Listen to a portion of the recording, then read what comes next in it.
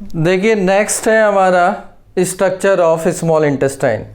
Digestive system में हमारा जो लास्ट पार्ट से पहला पार्ट है स्मॉल इंटेस्टाइन, जहाँ पर कि आपका जो फूड है वो एंड प्रोडक्ट में चेंज हो जाता है, यानी स्मॉलेस्ट मॉलिक्यूल में चेंज हो जाता है, जिसको कि हमारा डाइजेस्टिव सिस्टम एब्जॉर्ब कर सकता है और हमारी सेल यूटिलाइज कर सकती है।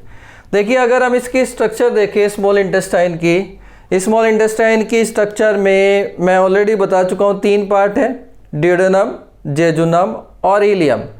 ड्यूडेनम हमारी सी शेप्ड स्ट्रक्चर है और वहाँ पे मैक्सिमम डाइजेशन होता है, मैक्सिमम। उसके बाद हमारा जेजुनम है जहाँ पे मैक्सिमम एब्जॉर्प्शन होता है, और फिर हमारा इलियम पार्ट है स्मॉल इंटेस्टाइन का, जिसमें हमारा सबसे कम एब्जॉर्प्शन होता है। तो इसमें देखिए अगर हम स्मॉल इंटेस्टाइन की स्ट्रक्चर देखते हैं तो स्मॉल इंटेस्टाइन के अंदर जो हमारी लेयर है म्यूकोसा या सब म्यूकोसा, वो क्या करती है, म्यूकोसा और सब म्यूकोसा यहाँ पर सर्कुलर फोल्ड की फॉर्म में इनसाइड अरेंज होती है। वो फोल्ड बनाती है सर्कुलर फोल्ड, जिससे कि इसका सरफेस एरिया इंक्रीज हो जाता है, यानी अंदर की तरफ म्यूकोसा और सब म्यूकोसा एक्सटेंड होके सर्कुलर फोल्ड बनाती है, जिसे हम बोलते हैं प्लाइका सर्कुलरिस। देखिए प्लाइका सर्कुलरिस की स्ट्रक्चर देखें तो प्लाइका सर्कुलरिस ये पूरी एंटायर स्ट्रक्चर है, यहाँ से लेके और यहाँ तक ये प्लाइका सर्कुलरिस है, जो कि सर्कुलर फोल्ड की फॉर्म में। इस प्लाइका सर्कुलरिस के ऊपर फिर हमारी जो म्यूकोसा है वो यहाँ पर फिर से फोल्ड बनाती है। इन फोल्ड को हम बोलते हैं विलाई। तो प्लाइका सर्कुलरिस के ऊपर म्यूकोसा फिर फर्दर फोल्ड होती है और फोल्ड होके फिंगर लाइक प्रोसेस बनाती है, जिसे हम बोलते हैं विलाई। तो ये जो भी मैं यहाँ पर मार्क कर रहा हूँ ये हमारा क्या है, विलाई की स्ट्रक्चर। और फिर फर्दर जो विलाई होती है ना, वो विलाई लाइन होती है एंटीरोसाइट से, यानी विलाई के अंदर हमारी सेल्स विलाई को लाइन करती है। इन सेल्स को हम बोलते हैं एंटीरोसाइट या म्यूकोसा सेल्स। इस एंटीरोसाइट्स के बीच बीच में यहाँ पर कुछ पार्टिकुलर सेल्स हैं जिन्हें हम बोलते हैं गोबलेट सेल्स, क्योंकि गोबलेट सेल्स का काम तो आपको पता है, ये म्यूकस को सिक्रीट करती है, और एंटीरोसाइट हमारे एंजाइम को प्रोड्यूस करती है, हमारे एंजाइम्स को सिक्रीट करती है, जो कि डाइजेशन में हेल्प करते हैं। तो जितने भी स्मॉल इंटेस्टाइन के एंजाइम हैं वो एंटीरोसाइट प्रोड्यूस करती है,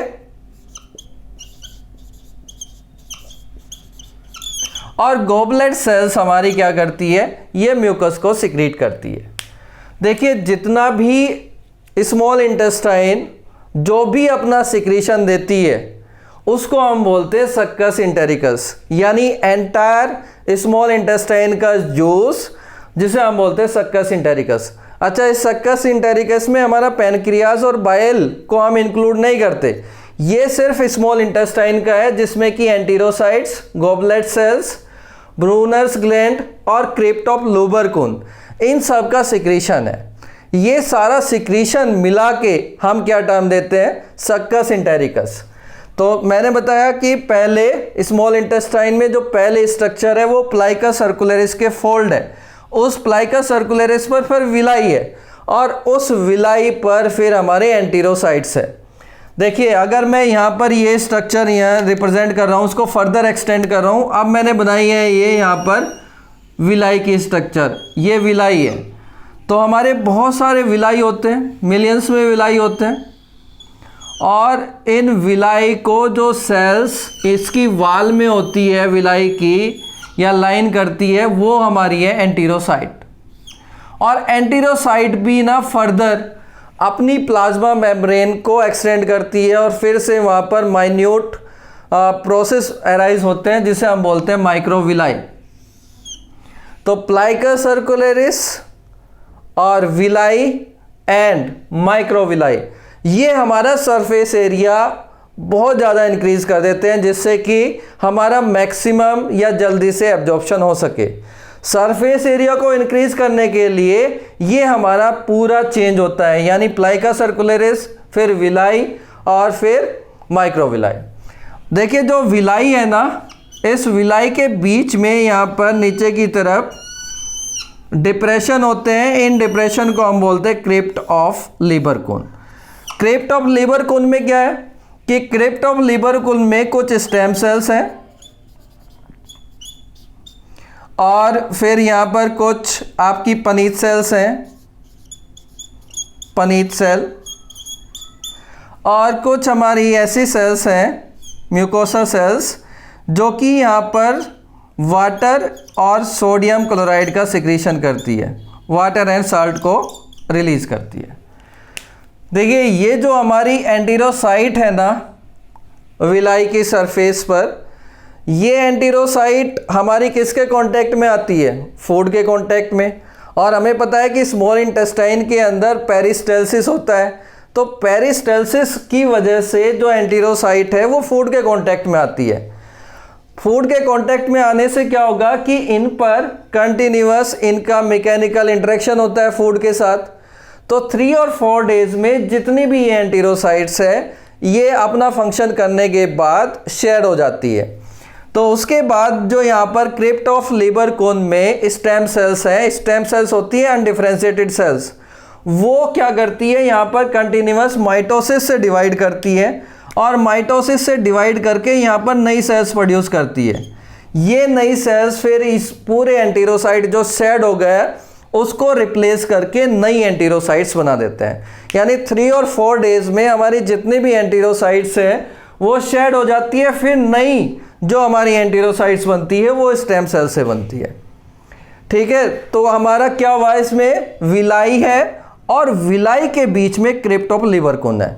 क्रिप्ट ऑफ लीबरकुन का काम क्या हुआ, एक तो ये नई एंटीरोसाइट्स को बनाते रहेंगे, दूसरा जो पनीत सेल्स हैं, पनीत सेल्स स्पेशलाइज सेल्स है जो यहाँ पर क्या काम करती है, ये एक तो लाइसोजाइम का सिक्रीट करती है एंजाइम, और एक डिफेंसिन प्रोटीन को सिक्रीट करती है। लाइसोजाइम हमें पता है कि एंटी माइक्रोबियल एक्टिविटी रखता है, वो माइक्रोब्स को डिस्ट्रॉय कर देता है, फैगोसाइट कर देता है। और जो हमारी डिफेंसिन प्रोटीन है ये भी हमारी एंटीबैक्टीरियल है या एंटी माइक्रोबियल है, ये भी पैथोजन के साथ इंटरेक्शन करके उनको ब्रेक करती है। तो पनीत सेल्स और स्टेम सेल्स हमारा क्रिप्ट ऑफ लीबरकुन में है। और क्रिप्ट ऑफ लीबरकुन हमारा कौन सा पार्ट है, ये पार्टिकुलर पार्ट को हम क्रिप्ट ऑफ लीबरकुन कहते हैं। यानी विलाई के बीच में क्रिप्ट ऑफ लीबरकुन है। इसके अलावा कुछ यहाँ पर म्यूकोसा सेल्स हैं जो कि यहाँ पर वाटर और साल्ट को रिलीज करती है। हमें पता है कि वाटर क्यों रिक्वायरमेंट है, हमें वाटर की क्या रिक्वायरमेंट है कि यहाँ पर ये सिक्रीशन करते हैं। वाटर का फंक्शन है कि जो आपके एंजाइम हैं वो जो आपके फूड में जो मॉलिक्यूल्स आपस में कनेक्ट है उसको हाइड्रोलिसिस करते हैं। हाइड्रोलिसिस में वाटर की रिक्वायरमेंट होती है एंजाइम्स को, इसलिए यहाँ पर वाटर्स का सिक्रीशन होता है। अब देखिए विलाई के अंदर ना, विलाई के अंदर फिर पार्टिकुलर हमारी स्ट्रक्चर देखे तो और क्या क्या होती है। विलाई एक आपका है जहाँ पर आपका फूड का एब्जॉर्ब होना है, तो इसके लिए यहाँ पर इसमें कैपिलरीज का डिस्ट्रीब्यूशन होता है, कैपिलरीज का डिस्ट्रीब्यूशन होता है। तो विलाई के अंदर कैपिलरीज होती है और कैपिलरीज का काम क्या है कि जो भी आपका फूड बना है ल्यूमन में, भाई यहाँ पर ल्यूमन है इसके आउटसाइड में, तो ल्यूमन में जो एंड प्रोडक्ट बना है वो इसके थ्रू यहाँ पर आके एंटीरोसाइट को क्रॉस करके और यहाँ पर जो कैपिलरीज है इसके थ्रू एब्जॉर्ब होगा। और कैपिलरीज आपकी ये ब्लड की कैपिलरीज है, तो ये ब्लड में आपका एंड प्रोडक्ट चला जाएगा। इसके साथ साथ यहाँ पर एक और पार्टिकुलर वेसल्स होती है जिसे हम बोलते हैं लैक्टियल्स। लैक्टियल्स, लैक्टियल्स का काम क्या है, लैक्टियल्स बेसिकली एक लिम्फ वेसल्स है। तो जो हमारा फैट का एंड प्रोडक्ट है वो ब्लड वेसल्स में नहीं जा पाता, क्योंकि जो फैट का एंड प्रोडक्ट है वो स्टिल लार्ज साइज है उसका, वो ब्लड वेसल्स में या कैपिलरीज में एब्जॉर्ब नहीं हो सकता, तो उसको एब्जॉर्ब करने के लिए यहाँ पर लैक्टियल्स होती हैं, लैक्टियल्स, और ये लैक्टियल्स में आपका फैट का एब्जॉर्प्शन होता है। और लैक्टियल्स टर्म क्यों देते हैं, क्योंकि जब इसमें फैट आ जाता है ना, तो फैट के आने से इन जो ब्लड वेसल्स है जो लिम्फ वेसल्स है, इनका अपीयरेंस हमें वाइट दिखा देता है, क्योंकि फैट एक वाइट कलर न्यूट्रिएंट है। तो यहाँ पर आने से इसका मिल्की अपीयरेंस हो जाता है, वाइट अपीयरेंस हो जाता है, इसलिए हम इन लिम्फ वेसल्स को यहाँ पर लैक्टियल्स कहते हैं। यहीं पर इन विलाई के अंदर ही हम लिम्फ वेसल्स को लैक्टियल्स कहते हैं, किसी और लोकेशन पर इनका नाम नहीं है, क्योंकि यहाँ पर जो आपका एंड प्रोडक्ट है फैट, वो इसमें आके यहाँ पर एक्यूमुलेट हो जाता है, और उसके बाद फिर यहाँ से लिम्फेटिक सिस्टम के थ्रू ये अपनी मूवमेंट स्टार्ट करता है, जो कि अल्टीमेटली हमारे ब्लड वेसल्स में चला जाता है।